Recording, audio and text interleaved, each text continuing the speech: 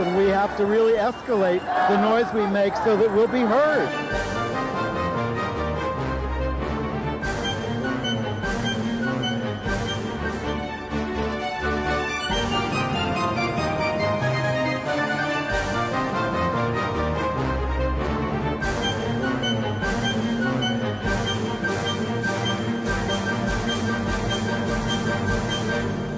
Welcome to Gay USA. I'm Andy Humm. And I'm Merryn Johns. Filling in for Ann, who should be back next week. And boy, do we have a lot of news. Oh, gosh.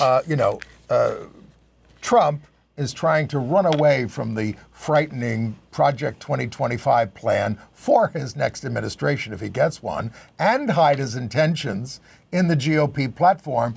But we're not going to let him get away with it. And the issue of Trump's fitness to serve is up again. We've got two out members of Congress calling on him to step down. We'll talk about that. The Republicans are putting so many extremist candidates up for the U.S. Senate in a tough year for Democrats to hold the Senate that they're giving some hope to holding it. Yes, and Florida's Governor DeSantis has blamed, of course, the LGBTQ arts community for the backlash against his budget cuts. He's such a small-minded individual. The killer of gay student Blaze Bernstein, convicted in Southern California 6 years after the slaying. And we got terrible news about transgender homicides. The worst case, a 14-year-old trans girl has been brutally murdered in Pennsylvania. Two U.S. male track stars have come out. And the UK has voted for a more pro-LGBTQ Labour Party government. Yep. And in France, the left and center parties cooperated to stop the fascists from controlling the National Assembly. This was a surprise to most people, yes. But it was a brilliant strategic move. Yes. We need one here. Yes, to be discussed. We've got 10 same-sex couples in Hong Kong have been married online in defiance of Chinese government laws. The Pope excommunicated an ultra-right anti-LGBTQ Archbishop. Big step. Big step. Another big step is the daughter of the President of Cameroon has come out on Instagram. Right. So a lot of the, we're certainly going to talk about the presidential race and all that kind of stuff.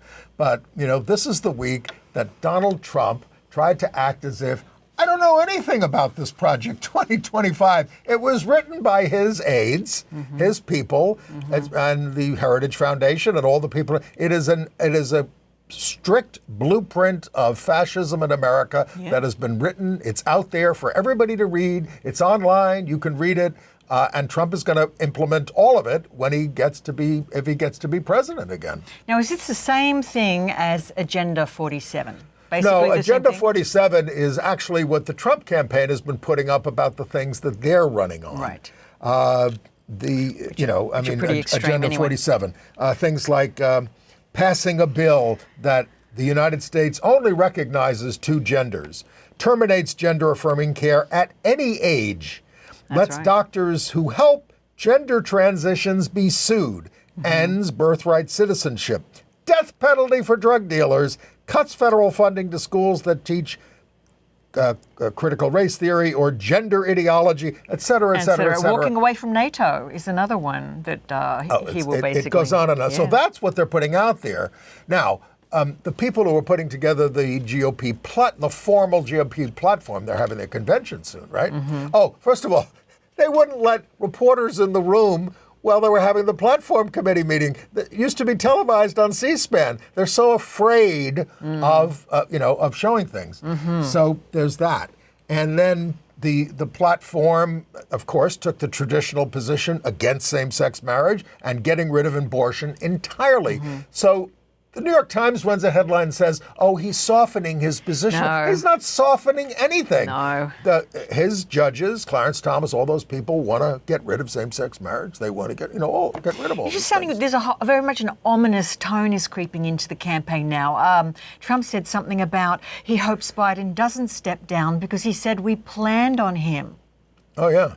I mean, that sounds just creepy. Well, there was even a rumor that he was going to throw the first debate so Biden would stay and then he could beat him. But, look, we will talk about that story. But this Project 2025, which we've talked about often on this show, is horrendous. And, his name is in it 312 times, and many of his ex-officials wrote it. So, he's fighting with the anti-abortionists because he didn't explicitly say we're going to get rid of all abortion. But what they did was they're putting in this clause that says, we back full implementation of the 14th Amendment, which they want to use to grant personhood to fetuses. Well, yes. And that would end abortion entirely across the nation. This is one of Trump's absolute zingers. He said, there, of course, remains a vital role for the federal government in protecting unborn life. And it is very important. I mean, talk about, I thought the whole thing about Republican beliefs was less government intervention in everybody's lives. Them days are over. Yeah. Them days are over. And look, we talk about the fact that abortion is going to be on the ballot in many, many states as many as a dozen this year. Well, we already have ballot initiatives in Florida where you need 60% of the vote out there. Yes. Colorado, New York, Arizona, Maryland, and South Dakota. And then, yes, they're trying to get it on in Arizona, Missouri, Montana, Arkansas, and Nebraska. Some of these states may be harder. Most of them require simple majorities, some higher. So now, of course, a lot of people who are going to vote for abortion rights, they're still going to vote Republican. Oh, yeah. It's not like it's going to, increase the Democratic vote, but it's going to certainly turn our people out. It's going to turn them out. All right, let's talk about Mr. Biden. How are you feeling? Well, I mean, I feel so torn. I feel like, I've said to you, I just wish we weren't in this place. That's my first, as an outsider looking in, is this all we've got? Like how did the Democratic Party get to this where we got no fresh blood, no new blood coming up? It shouldn't be like this. And then my second point, of course, is what the hell is wrong with Kamala Harris? She's the vice president for a reason. Why is everyone just saying, yeah, not her, not her, not her? I mean, well, not everybody, and she polls a little better than Joe. But I mean, I think people are desperate for new blood. I don't know if that's going to solve the problem. I mean, we're all told we're supposed to shut up about this. Yeah. And of course, I'm going to vote for Biden if he's the candidate. It's not an issue. The question is, are the swing voters in the swing states going to? And the polls are saying no. And this week, out Congress members, Angie Craig of Minnesota and Mark Takano of California, they're out. They joined the growing chorus of Democrats in the House calling on President Biden to get out of the race for president. Our own Jerry Nadler here in this district in New York did too, but when he was confronted about it coming out of the meeting with House members, he said, well, look, if he's the candidate, he's my candidate. I mean, of course. Yes, and Nancy Pelosi this morning on Morning Joe did say that she wants the president to commit to a path, and whatever he decides, she will back it. But he already kind of has. He already kind of has said, I'm not stepping down. Yeah, he said it repeatedly. Yeah. But here we have two candidates who say, Trump and Biden, I'm the only one who can do this. I'm the only one who can do this. I'm the only one. That's insane. No one is indispensable, Yeah. And everybody is replaceable. Again, I'm not saying getting a new nominee is a sure thing, but it is worth the risk.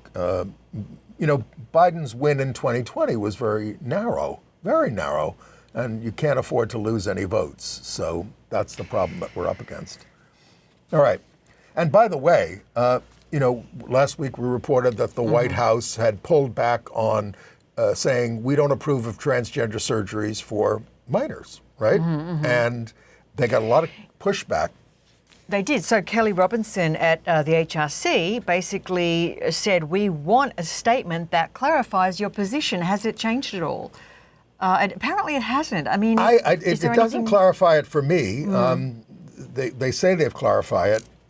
The White House Director of Domestic Policy says their policy is unchanged, supporting gender-affirming care for minors in consultation with parents and physicians, opposing laws banning that, but writing also, gender-affirming surgeries are typically reserved for adults, and we believe they should be. Well, Well, Kelly Robinson basically seemed happy with that. She said, "We appreciate that the administration has clarified that its position on healthcare for the transgender community has not changed, that it opposes any and all bans on access to care, and will continue to fight these bans in the courts and at the legislative level." The administration also reiterated what we know to be true. These types of personal healthcare decisions are best left to the families, the patient, and their medical provider, and no one else. But still, what does that mean if you have a transgender child and they want medical intervention?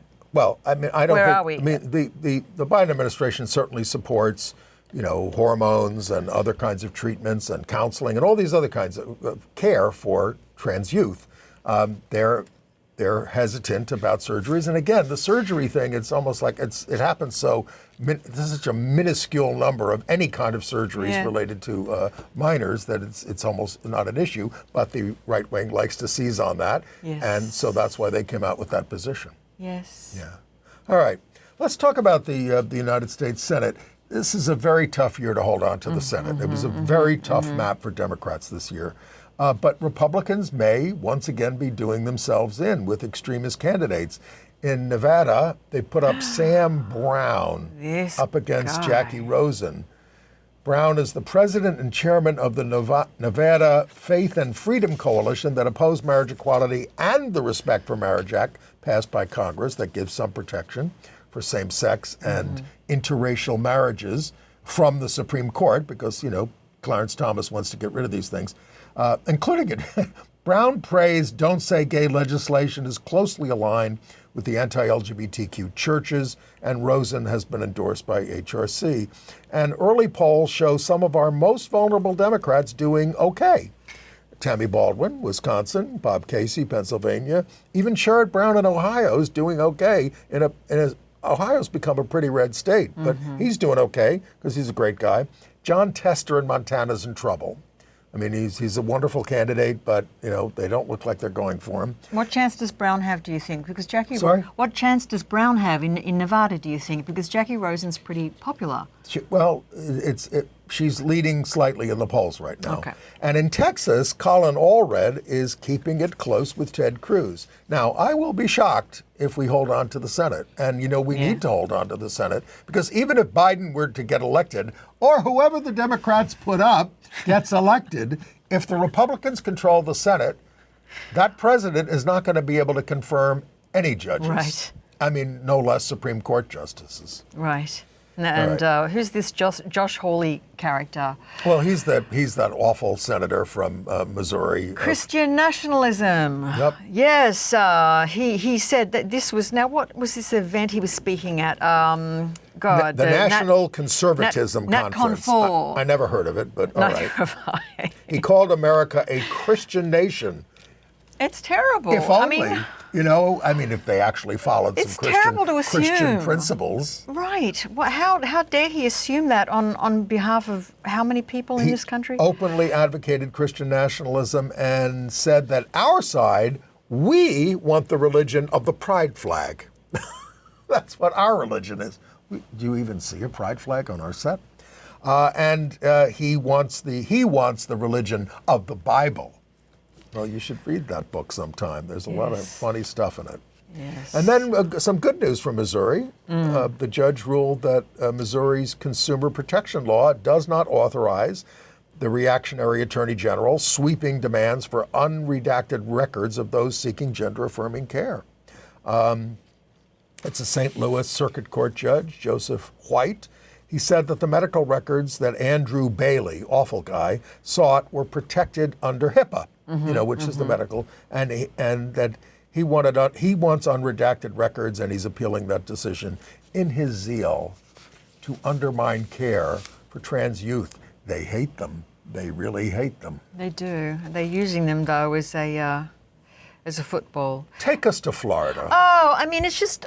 I studied the whole 1990s culture wars and the Jesse Helms stuff, and why would DeSantis want to go back there and start saying that, arts festivals are being dominated by, queer people, and therefore he doesn't know who to give funding to because he might be supporting the queer agenda? It's just incredible. So he cut the entire $32 million out of the state budget for arts. There is no arts budget. Yeah. Yep.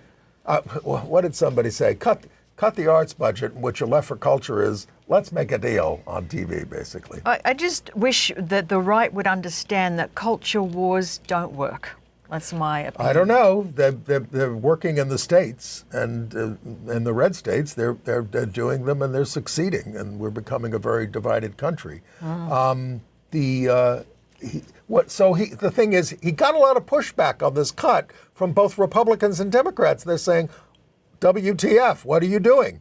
And he said, oh, well, what about that Fringe Festival in Orlando? It's like a sexual festival where they're doing all this stuff. That was his quote, stuff.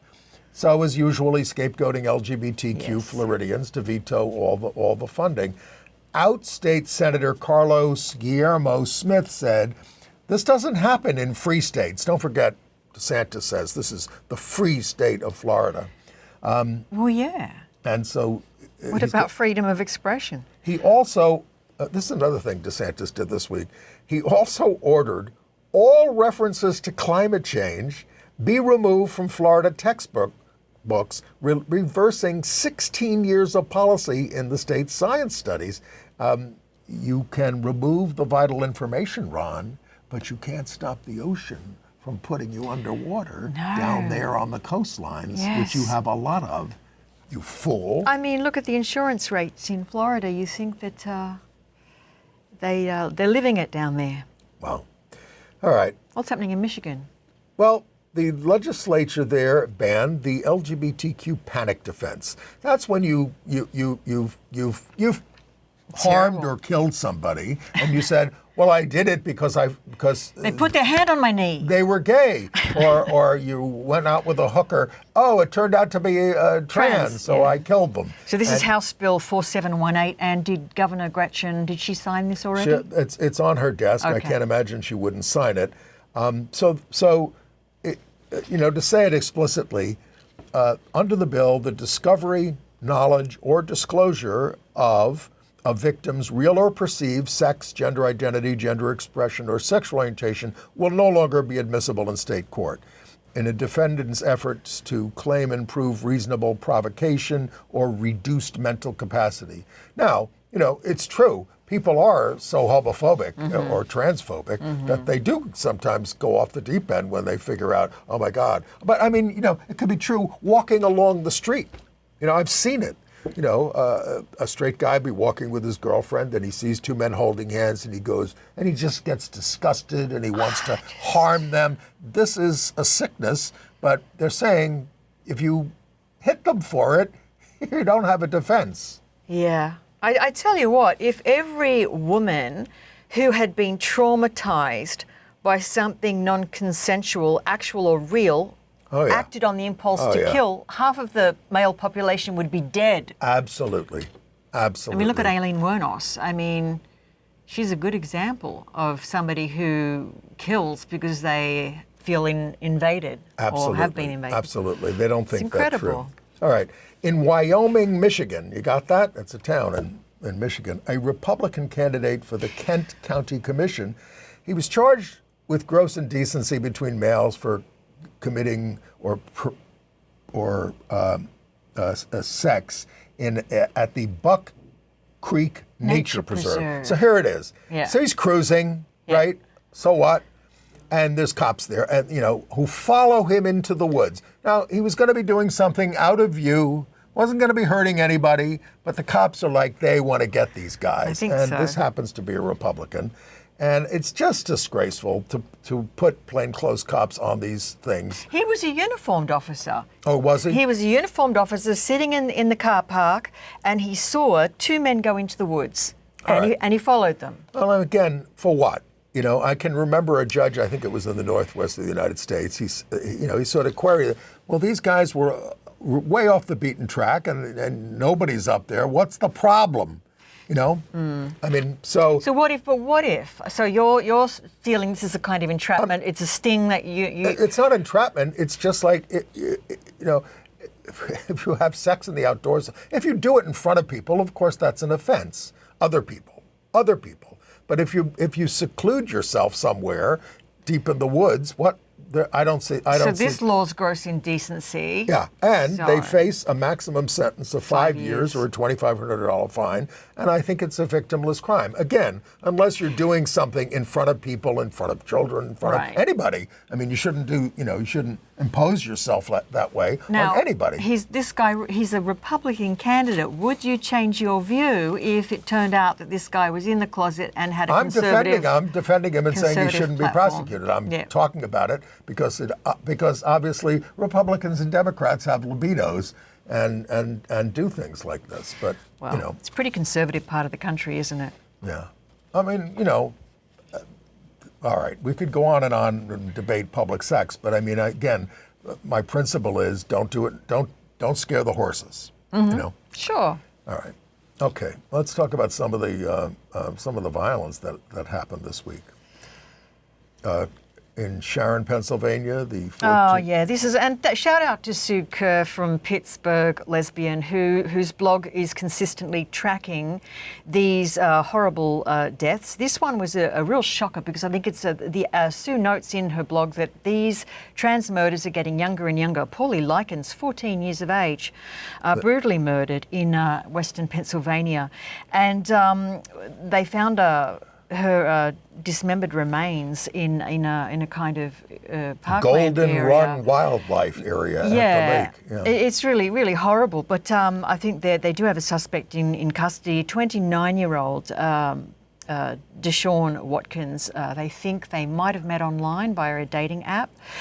But look, this is terrible. Sue does observe that the ages are getting younger. There was it's because of all the anti-trans, bigotry that is being fomented by mostly the Republican Party and others, and Fox News almost every night. A candlelight vigil was held in her memory. It's set for July 13th in Sharon, organized by the Shenango Valley Pride Picnic and the LGBTQ Plus Alliance support groups at 87 Stambaugh Avenue at 7 p.m. on July 13th. Yes, and now we have another a murder. A black trans woman was mortally shot and then run over. This happened shockingly in Atlanta.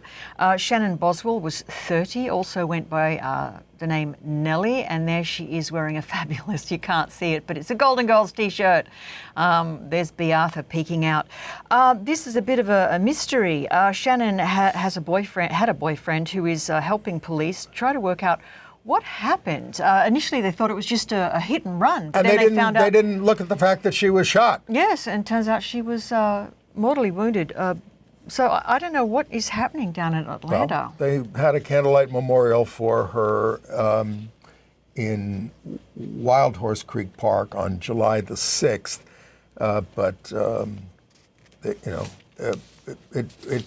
we talk about this almost every week on the program. This is our 25th trans murder this year that we know of, and that figure is probably underestimated. All right, let's talk sports news. Oh, all right.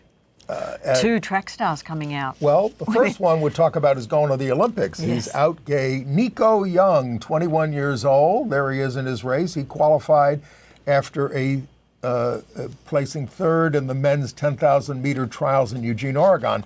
He will be, get this, the first out gay male track and field athlete from the United States to compete in the Olympics. There were gay male athletes from the U.S. in the past, but they weren't out at the time, like Tom Waddell, the decathlete in 1968. He ended up founding the Gay Games. Nico Young's career has been on an upward trajectory since coming out to family and friends in 2021 and publicly in 2022. He won NCAA titles and setting records. "I am living proof," he said, "that it is not a choice." He's only 21, right? Did we mention that? Yeah. Very And young. then this other athlete, if you want to talk about. Oh, yes. Trey. Now, he's a hurdler, Trey Cunningham. I'm always admiring hurdlers because it's like, they thought I was going to be a track person, track and field when I was a little one, because my legs were long. And I tell you what, I could get the first leg over the hurdle. I was ashamed about the second leg. So Trey Cunningham has come out as gay. He's a 5-time All-American hurdler at Florida State, and he's a silver medalist at the 2022 World Championships. 25 years of age. He just narrowly missed out on his first Olympic team, but he might get there next time.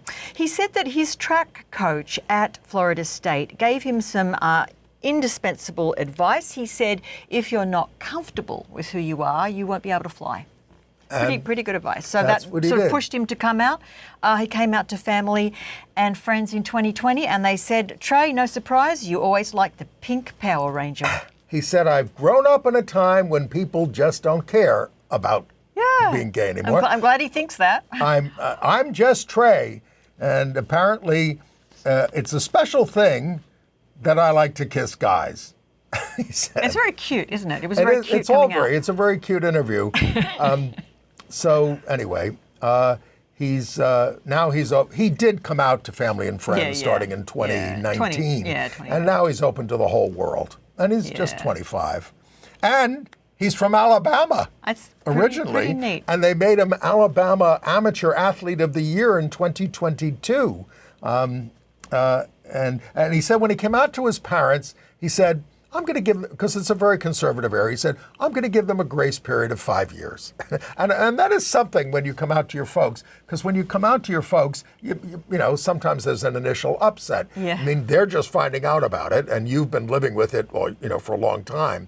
And, sometimes you do have to give them a little time to come around if they are having any problems. All right, and then take us to the Crown Plaza in Dallas. This one is a bit of a doozy.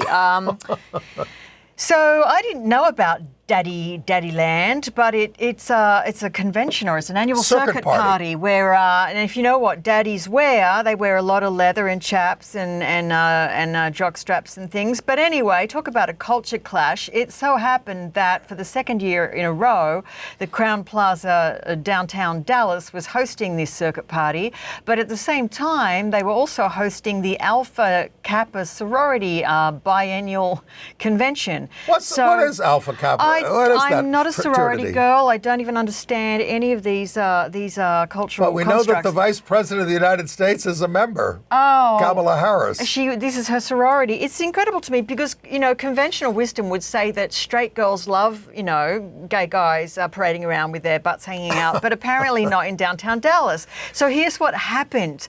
Hundreds of daddies were given eviction notices from the owner of the hotel saying, sorry, it didn't work out. The sorority complained, and some of them started to leave and said, we're not going to stay here with this happening in front of us. But the daddies were evicted. And so it's a complicated story because the owner of the hotel said it wasn't a problem last year, it was fine, it's a problem this year. On the other hand, some other staff said the protocols had been followed. Attendees saw a double standard. Mm-hmm. There were women running around in bikinis in the lobby, in the lounge in the hotel. Mm-hmm. I mean, and as that's not a problem, but these guys, it's a problem. I don't know. It sounds like the owner just blew his stack for some reason. Terry Tagnozini, he said, I'm not homophobic, my son's gay. And we had a fine time with these guys last year, but this year it was wrong. Well, who knows? The plot thickens. More will come out, perhaps. All right. We have an awful lot of international news this week. Is that where we're moving to? Well, you're always over in the UK, so bring us up to speed. What's happening? Well, I mean, the victory of the Labour Party over the Conservatives, who have been in there for 14 years, was not unexpected at all. It was a blowout. Yes. Now, they only got 35% of the vote, but you win the seat if you were the first past the post. And they wiped them out because the Conservative vote was also split. They have a far right over there led by Nigel Farage, and they made advances. They won 13 seats. But the Labour Party, out of 650 seats, won 420 12 of them, I guess it was. It's a landslide. It was an absolute landslide. Yeah. Now, of course, so that party is now led by Keir Starmer there. There he is with his wife, who, by the way, they refer to her as coming from a Jewish family, but which is an advance in the United Kingdom.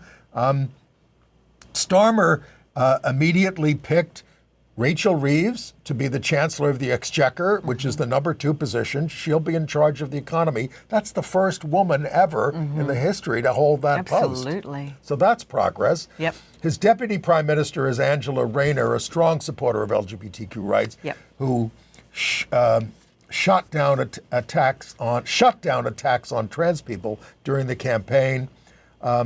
She did have to apologize for calling her conservative colleagues a bunch of scum, homophobic, racist, misogynist, absolutely vile. Well, she was speaking the truth, but now that and there were tons of anti-LGBTQ Tories who were turned out, and as I said, there's a growing vote for Nigel Farage's far-right party, but they only won 4 seats. He's never been taken seriously before, and it's really a sort of a sign of the times that he's now seen as a viable candidate. Yeah.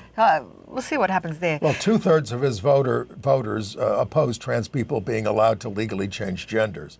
So then tell us about this Wes Streeting character. Yeah, there are a couple of gay MPs who are in the cabinet now, and that one is Wes Streeting. He was named the health secretary. He's one of Starmer's closest allies. It's concerning because he came out for putting trans patients in separate hospital wards, which is, Is that the only segregation he's in favor of? And he also welcomed the controversial Hillary Cass report that recommended severely limiting gender-affirming care for minors. But of course, his main monumental task is saving the National Health Service. Yeah. And here's the problem with Labour winning. They didn't campaign on much. They campaigned on being non-controversial, give us a chance. But if you're going to save the National Health Service, you're going to have to plow, billions of pounds into that service, or it's not going to be turned around.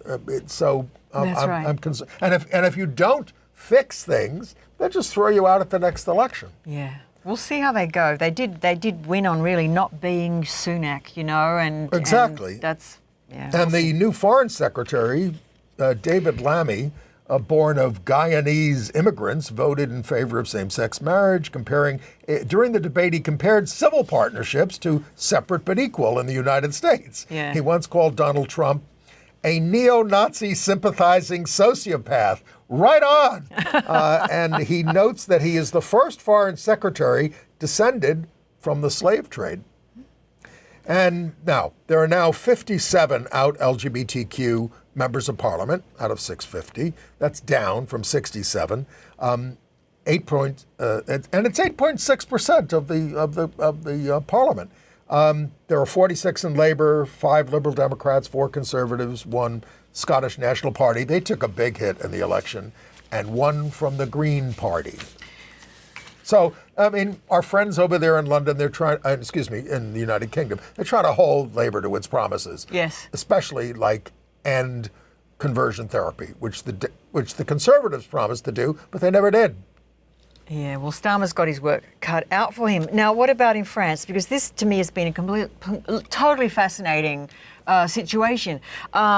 When Macron called to snap elections, I think a lot of people thought he'd lost his mind. But I was curious because at that time, he'd sort of just come back from one of his islands in the South Pacific that had been completely in turmoil and riots. And I wonder whether or not that didn't just make him think, I cannot have my country go up in flames. I want to... The trigger for it was the European Parliament elections, where the right wing made a lot of advances. Huge advances. And, but it was a huge gamble. But look, he's done really well. And I think the LGBTQ angle for us is that the Prime Minister, who's out and gay, Gabriel Attal, offered his resignation. But why? Why was it his fault? He's so new in that role. Well, it's not that it's his fault, but he's not. Why did he feel the need to have to... His party, Macron's party, he's with Macron's party. Yes. They finished second. The left coalition finished first. Yes. And then the right wing party finished third. They were supposed to win. Yes. So, but here's how they did it. And this is what I mean about strategy, folks. And I wish we would be more strategic here in the United States. So what they did was, okay, they have a first round of voting, and a lot of the right-wing candidates are doing great. But in the second round, 3 candidates go on the ballot, not 2 in the runoffs. 3 candidates go on the ballot. So the left party and Macron's centrist party said, let's get together. We'll drop. If we came in third, we're dropping off. If you came in third, you're dropping off. Yeah. And that left people with a binary choice against the fascists. Yeah. And it worked, It spectacularly. worked. And Marine Le Pen, who heads the right-wing party, was just left eating crow. Now, Attal didn't want this election, and he now may run for president, but it's not until 2026. Yeah. Yeah. Oh, well, good luck with that. But Le Pen, though, is moving in her own little, she's getting her little patriots together. She's teaming up with Orban. Did you hear about this? No. So she's looking for right-wing... Not surprising. She's looking Orban for... from Hungary. Well, she's going to get her revenge. Yes, she is. She's What's she looking gonna for do? right-wing allies all throughout the Union to make a kind of coalition. Well, so, Italy has gone to the right. Netherlands has gone to the right. Yeah. But other countries are moving. Patriots of the... It's called something like Patriots of Europe or something like that. Well, they never give up. Yeah. All right, and then Iran. Yes, Masoud, let me get this right, Pezeshkian has won Iran's presidential vote. This is a former, or I believe he's a heart surgeon with a multi-ethnic background. About 50%, less than 50% of the country turned out to vote, but he won 53.6. And he's the moderate in the race. He's the now, moderate against... for Iran. Yes. It's not like they're going to end the death penalty for homosexuality. But he beat Saeed Jalili. They keep saying like, oh, he's not going to enforce the wearing the scarf for the women, which is a controversy. No. He's for the scarf. He's just not for killing them if they don't wear it. And he said he's going to get rid of the morality police. I hope so. He wants to be a voice of the voiceless. So let's hope he's just a little more moderate. He steers Iran out of this terrible... Maybe forestalls World War III. Oh, that would be nice. Goodness me. Because that's what's brewing in the Middle East. Yeah. Madrid had their Pride on Sunday. It's considered the largest in Europe. So they had a very great... colourful. I have only been to Madrid for one Pride, and it was the big World Pride. And they put on a terrific party there. They really do. It's a perfect city for Pride. Yeah. Yeah.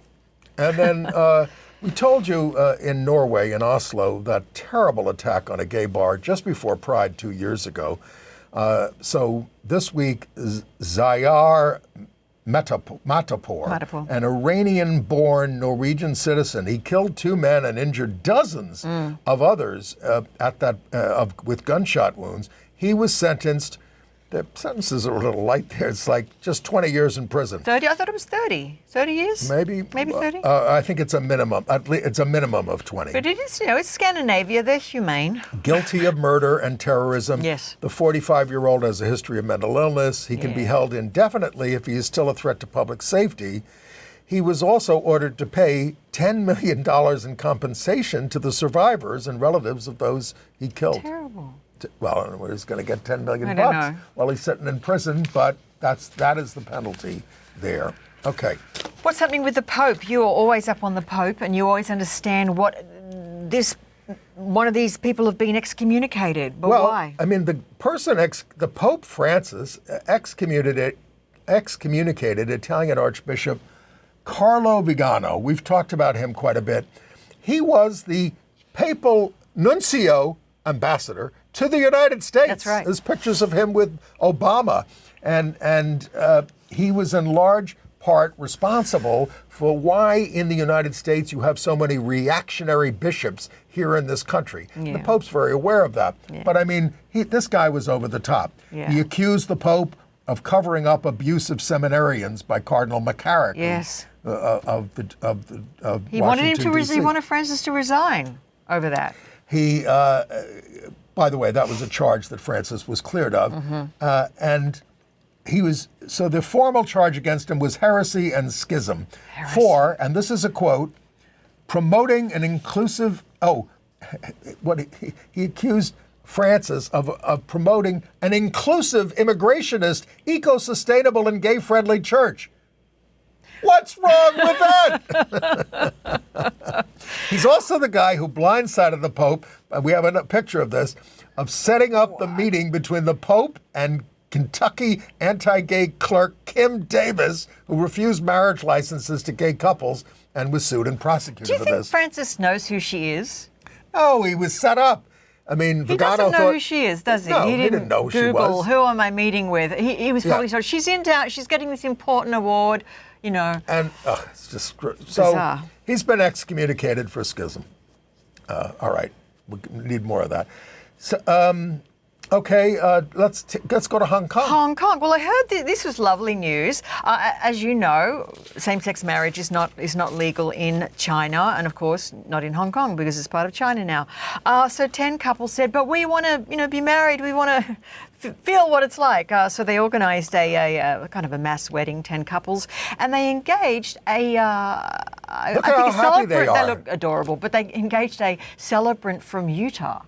And they met in a hotel in Kowloon. Utah started doing remote weddings during wonderful? the pandemic. Yes. And so now anybody in the world can Dial a celebrant. Get a celebrant in Utah.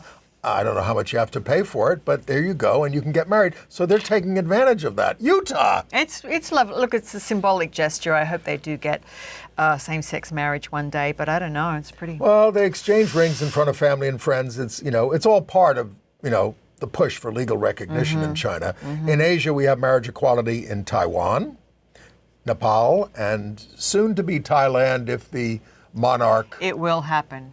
Says it's okay. It will happen. I think it will. Yep. All right, and...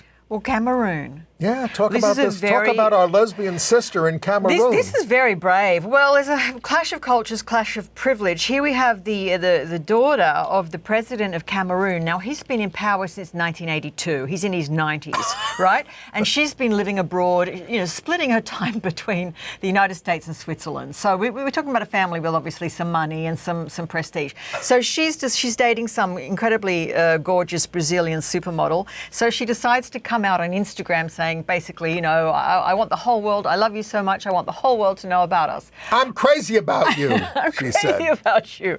But, here's the thing. She didn't warn her family. She didn't really tell anybody she was going to do this. So her brother apparently rings her. He's furious. The president and the mother have asked her to delete the post, which I believe last time I checked she had not. Good. And she said, I want this to obviously change the laws in my country. But I sort of feel like, but you don't live there and you're kind of wealthy and you have status and privilege. Well, but, sometimes that's what it takes to speak out. Look, let's hope this, I don't know. So anyway, she's taken her girlfriend, whose name is, I forget her name now. I have it down here. Yeah. Her name is Brenda Baya. No, that's the Cameroonian's president's daughter, but I forget the name of the supermodel. I'm sorry. Her name is Leon Valenza. Leon Valenza. She's taken Leon to Cameroon a bunch of times. So I'd be curious about what their experiences have been, if they're getting any blowback there, if they're feeling endangered when they are on home soil. Yes, but it's a great story. It is against the law. I think it's punishable. Same-sex relationships are punishable 5 years in prison, something like that. Yep. It's not good, and they're one of the countries considering more anti-gay laws. And they do have a right-wing activist who wants her to be held to account. They want to prosecute her for coming out. Well, I mean, she's not there though, right? No. So don't Scary. go back then. Don't go back. All right. Some HIV/AIDS news? You've got it. Well, so the Biden administration has appealed a 2023 jury decision that found that Gilead did not infringe on key government patents in its HIV prevention regime of Truvada and Descovy. The appeal filed by the Department of Justice and the HHS suit began in 2019 under the Trump administration, which said, hey, these drugs were developed by scientists at the CDC in the early 2000s. And Gilead refused to obtain a license for the use of patented regimens while continuing to profit from hundreds of millions of dollars of publicly funded research. This is a big issue in pharmaceutical and in drugs. We develop the drugs and then you get all the profits. Yes. Stop it. Stop it with the human guinea pigs. So it's something that maybe they'll even continue if Trump gets back in there. Who knows? All right, we have a lot of entertainment news. Some startling entertainment news. What do you want to go with first? Well, I saw that they're making a movie. They're making a biopic about Michael Jackson. Yes. Using his nephew as to star. It's called Michael. It's coming out via Lionsgate, and basically, I think this is a terrific angle. Why not cast Coleman Domingo as the Jackson patriarch, Joe Jackson, who was a famously controversial, some say violent character. Well, if he can play, Mr. in The Color Purple, which was not the most positive role, he's a great actor. Great, I think this is terrific casting. So he's going to play Joe Jackson. This will be hitting cinemas April 18th, 2025. Coleman said, and he's been a guest on the show, he said it will tell the story of a very complicated person with Jackson's real life, as I said, this guy Jafar playing him. Wow. And this was the week that Merrily We Roll Along closed on Broadway. Well, you can't go on forever. I saw it off Broadway, and it was an absolutely wonderful show. It was the hit revival of the Stephen Sondheim musical. It raked in a fortune. It broke all box office records, and it won the Tony for Best Revival of a Musical and for Out Jonathan Groff and for Daniel Radcliffe. It was quite an emotional scene there on Broadway, and there's a 21-minute video of it, of them all talking after the show, and what's his name? Jonathan is crying through the whole thing. It's the director, Maria Friedman. She brought this show back to life. It was a total flop 43 years ago. Yes, I mean, a total flop. It was, and it ended the relationship between Stephen Sondheim and Hal Prince, who always worked together on things. That was the last. So what's changed? We've changed. Do you think? No, I mean they have a totally different concept for the show. Oh, there you go. In 43 years ago, this show works on people backwards. It starts out when they're older, and it goes back to when they were like in college or earlier. So they cast people in their teens and 20s to play all the characters in the original production. And it didn't work out at all. No. It sounded like by the way, there was a wonderful documentary about that called The Best Worst Thing That Ever Happened to Me, because it was so exciting for these kids to get cast in a Hal Prince, Stephen Sondheim musical, and then it flopped like it was just terrible. Wow. So now they've figured it out. We're going to post this in our email. So if you go to our website at gayusatv.org, you can sign up for our emails, and you'll get extras like this, like the link to that. Okay. More theatre news. We've got two gay honorees, don't we, are going to be inducted into the Theatre Hall of Fame. That ceremony takes place on November the 18th at Broadway's Gershwin Theatre. So congratulations to Charles Busch and William Finn. Charles Busch is, I suppose, America's preeminent male actress, I call him. Not drag. Vampire lesbians of Sodom. Yeah, something really something that I learnt from talking to Charles is this is not drag. He just as a gay man he said the best roles are always the actress's roles. Why not just write myself a great role? I don't think a lot of women feel they have the best roles. Well, the ones he admires, and he's so heavily influenced by the golden age of Hollywood with Joan Crawford and Bette Davis and all of these women that had incredible women's picture stature and strength, and they were his artistic influences. Katharine Hepburn. The other person is William Finn, who is a composer, of course, famous for falsettos. And the 25th annual Putnam County Spelling Bee from 2005. Also been now the other inductees are Elizabeth Ashley, though I don't know if I can forgive her for doing Windows back in 1979. She was the star of Windows. She played this obsessed lesbian who kept. It was called Windows because she peered from her window at this girl that she was obsessed with, and then the girl would do something in her apartment across the river, and she'd go, "Don't touch that!" I mean, it was the whole thing. It was violent. We protested, and it was right after the movie Cruising, which we were very upset about, with Al Pacino. and which was anti-gay, and then this movie was the anti-lesbian thing. Well, I think Elizabeth Ashley's never forgiven herself for getting involved she's with a George wonderful Peppard. actress. She's terrific. She's a wonderful actress, but yep. that was a bad move. That was a bad move. And who else is it? We've got Donna Murphy in this gang of people, David Rabe, some really terrific people. Boyd Gaines, Stephen McKinley Henderson, and the late producer Todd Hames.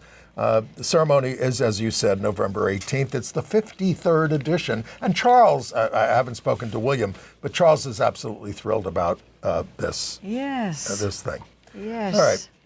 Now, Disney World is staging a new version of The Little Mermaid, okay? And they've made it clear in the casting call, we welcome, or they didn't say welcome, but, we welcome auditions from trans people for the roles of Eric and Ariel. Yes. Now, they've also, in this casting call, said, specified the roles as white, which That's is off a little base. odd, isn't it? So it's sort of one step forward and 2 steps back, Disney World. Yeah, it's a little odd. But what's good is both Eric and Ariel's characters are open to trans people. Ariel has to be able to sing and soprano and belt to C, and she has to be certain height though. This is where a lot of trans women might get ruled out because she has to be between 5'2" and 5'6", and Eric has to be like 5'10" to 6 foot. There's all the very specific casting requirements, so let's hope some trans people sneak through those. We shall see. Requirements. But they're open. All right, and then the star, have you seen The Heartbreak High? No, but she's an Aussie, and it's an Aussie concept. I think this is a series Talk about this back series. down in Australia. So this lovely... It's on Netflix. She's got a surprise hit on Netflix. Lovely face, hasn't she? This is Aisha Maiden, who is actually Australian, 26 years of age, grew up in Sydney, studied down in a very good college down in Victoria, and she had her first kiss with a girl at age 11 when she was in her drama class, and she thought that was really cool. Anyway, she's come out, which is pretty terrific, as bisexual at the moment. Why is this unique? Because she's actually Parsi. She was raised in a ethnic cultural group. The religion is Zoroastrian, and that's an Iranian faith, but her parents are Indian. So congratulations, Aisha, for coming out. She says, I'm not massive on queer culture, but she feels that just kissing girls is not enough. So she says her pride message is that there is no right or wrong way to be a queer person. I agree with that, by the way. I do agree, and I hope she feels no pressure to be a certain way or another.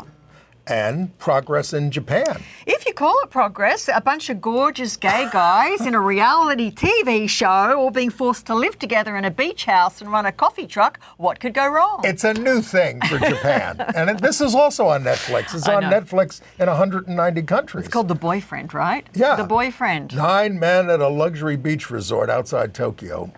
Seeing if they can find love. But they also hope this will expose more Japanese people to gay love and gay, relationships. It's going to be very chaste. It's not going to be. And they're very pretty. Have you seen them? They're no, very pretty. I saw one picture and it was not very distinct, but you saw something better. But it's on now. It's called The Boyfriend. What a lot of people don't realise about Japan is there's actually a very long-standing cultural tradition of seeing queer people in very glamorous guises, and the audience for this in Japan is very often young girls who find it they just love watching it. There's the whole theatre tradition of girls dressing up as boys, but again, impossibly glamorous, very dapper. And they have these legions of female fans who flock to see them. So there's certain different cultural forms. But we got some late breaking news before we came on here about Ellen DeGeneres has pretty much announced her retirement permanently from show business. Yes, we know her show ended in 2022 after I think it was 3,200 episodes and 60 Daytime Emmy Awards. But she said to fans who were watching her in her stand-up show, "I'm done." And they're like, "Are we going to see you in movies on Broadway?" She said, "Is she entering a convent?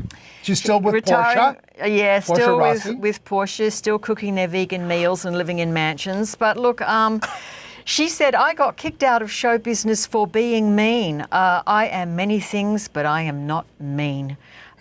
So that's that. I think we'll see her again somehow, somewhere. Yes, even Glenda Jackson came back after 20-something years in Parliament and played King Lear. That's right, and so did Cher. Cher came back. Barbara Streisand always has farewell tours, and then she's back. But look, her Netflix special is coming out, and after that she said, this is it. And nothing about what might happen next for her in her life. She's certainly entitled to some rest. No, I've never met her. I've never interviewed her. All the years I was editing Curve magazine, she never accepted our request for interviews. So she didn't want to speak to us. So I don't know. Well, I don't want to say or judge. Okay. Well. So here we are. We got a couple of minutes left here. Are we going to survive this year?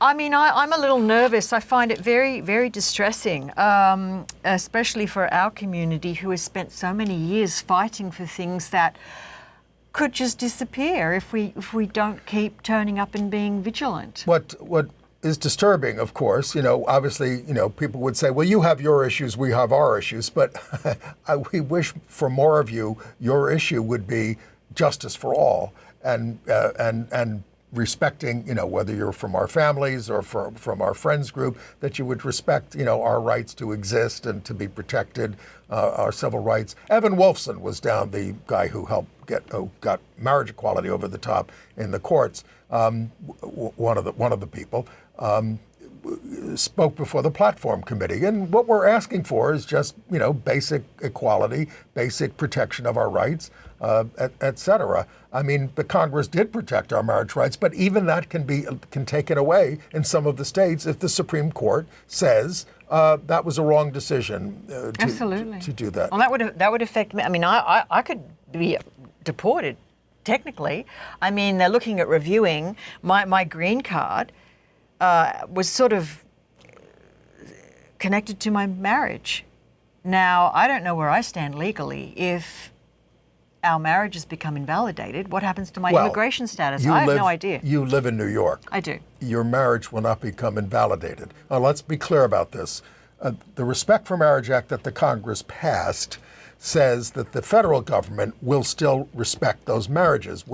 If they overturn the Obergefell decision, it'll be turned back to the states to decide whether they want to do it. And so if you don't live in a red state or a state that has a constitutional amendment against same-sex marriage, like California, California has it on the ballot this year to overturn that Proposition 8, which bans same-sex marriage in the Constitution. So you should be okay in New York. I hope so. It's just so anxiety-producing, and I just think, what is the point of this? It creates absolute chaos. Look, it's about holding power. That's why they do it. But look at what's happening with Roe versus Wade. I mean, to see women again on the chopping block. I mean, cisgender women, Awful. Gay women, transgender women. Awful. We are always the first to end up on the cutting board. It's just to be back there again is incredible to me. Awful. And we report about these transgender deaths.